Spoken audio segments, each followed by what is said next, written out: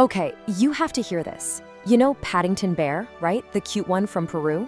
Well, I was just digging into some of the local folklore from the Cusco region, and there are these legends about the real bears. They call them ukukus, and how they capture women. Yeah, this story is way darker than a marmalade sandwich.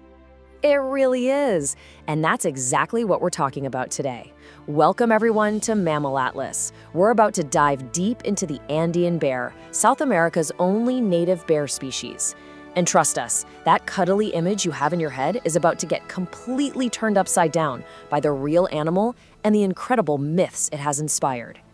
I mean, that's what's so fascinating, isn't it? It's this total split personality. You've got the beloved children's book character on one side, and then you have this powerful, almost divine cultural icon on the other. They're like two totally different animals. Oh, just look at this. It says it all. There's Paddington, super polite with his little suitcase, probably worried about his hat. And then there's the reality. This tough, solitary creature that thrives in the high Andes. The gap between them is just massive. I mean, the real Andean bear is this powerful animal, built for some of the most rugged terrain on the planet. Paddington wouldn't survive 5 minutes out there. And get this, it goes way beyond just Andean bear or spectacled bear. To the Quechua people, it's the ukuku. To the Matsiwenga, it's Maini, who they see as the actual creator of life. This is what just blows my mind. For these cultures, it's not just another animal in the forest. It's a connection, a mediator between the world of the living and the world of the dead. This bear has some serious spiritual importance. It's practically a god. And the weirdness definitely doesn't stop with the myths. It's literally built into its body, right down to its scientific name. Okay, this is so cool. So its name is Tremarctos ornatus. Ornatus is Latin for decorated, which totally makes sense when you see its cool facial markings. But the first part, Tremarctos, that means whole bear, a whole bear. Apparently, there's this weird little hole in its humerus, its upper arm bone, that no other bear has. So its scientific name is literally the decorated whole bear. How wild is that? And that's exactly why calling it the spectacled bear is so misleading. A lot of them don't even have those full spectacles around their eyes. Those light-colored markings on their face and chest are 100% unique to every single bear. They're like a fingerprint. And that's become a total game changer for researchers. They can set up camera traps, get these mugshots, and track individual bears without ever having to get close to them. It's brilliant. All right, here's a pop quiz for you. How many pairs of ribs do you think a bear has? Come on, quick guess. 14, right? That's right for literally every other bear species on Earth, but not this one. The Andean bear, it has 13. It's just one more thing that makes this bear a total evolutionary oddball. And if you think its bones are weird, just wait. The paradoxes just keep coming, especially when you look at its diet. This might be the biggest contradiction of them all. Okay, wrap your head around this. Scientifically, it's in the order Carnivora. You know, the group for meat eaters. But it almost never eats meat. Its diet is overwhelmingly plant-based. In fact, it's the second most herbivorous bear in the world, right behind the giant panda. So, you have a card-carrying carnivore that's for all intents and purposes a vegetarian. It doesn't make any sense. And this chart just lays it all out. Look at that, 95% plants.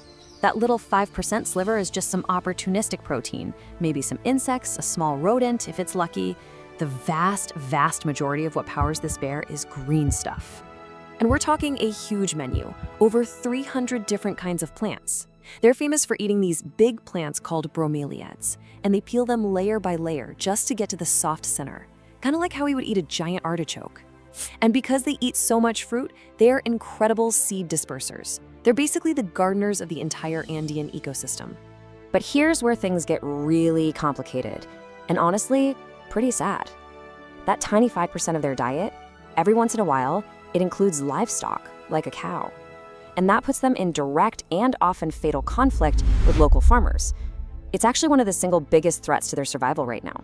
So for a really long time, the book on this bear was that it was just a silent, lonely wanderer of the mountains. But as it turns out, we pretty much had that all wrong. I mean, you can see why they thought that, right? They are incredibly shy, super elusive. You almost never see one in the wild. So the scientific thinking was, okay, they're solitary, they're quiet, Maybe a mom grunts at her cubs, but that's about it, right? That was the official story until very recently. And then a groundbreaking study using bioacoustics just completely rewrote the rules. Researchers used these remote microphone setups and camera traps and managed to record something nobody had ever really heard before: the incredibly complex sounds these bears make when they're mating. And these meetups can last for over an hour. Just look at this vocabulary: hums, grunts, whines, even something they called a snore. What on earth is a snore? And then you have a shrill screech on one end and a soft purr on the other. These are sounds that the scientists themselves described as totally un-bear-like. It just flips our whole understanding of their social life on its head. We had no idea they were this chatty. So the new thinking is this: they're solitary, sure, but they are not antisocial. They're leaving these scent markings on trees that are basically messages for other bears in the area. And they are phenomenal climbers, even building these platforms high up in trees to just chill out and eat. Oh, and unlike a lot of other bears, they don't hibernate, mainly because their food source is available all year long. They're just always on the move. And this is where the whole story comes together, where you see this collision between the bear's mythical power and its really, really fragile place in the modern world. So let's go back to the ukuku, that powerful half-man, half-bear demigod. It's a central figure in Andean culture. During this huge pilgrimage called the Koil Richi, dancers dressed as the ukuku used to climb sacred glaciers to bring back blocks of ice as holy water for their communities. But now, those glaciers are melting away because of climate change. The physical source of the myth is literally disappearing. And that brings us to the brutal reality, which is just such a stark contrast to that powerful myth. The Andean bear is officially listed by the IUCN as vulnerable to extinction. And the reasons why are tragically familiar. We're talking massive habitat loss. Over 30% of their historic range is just gone, cleared for farming and mining.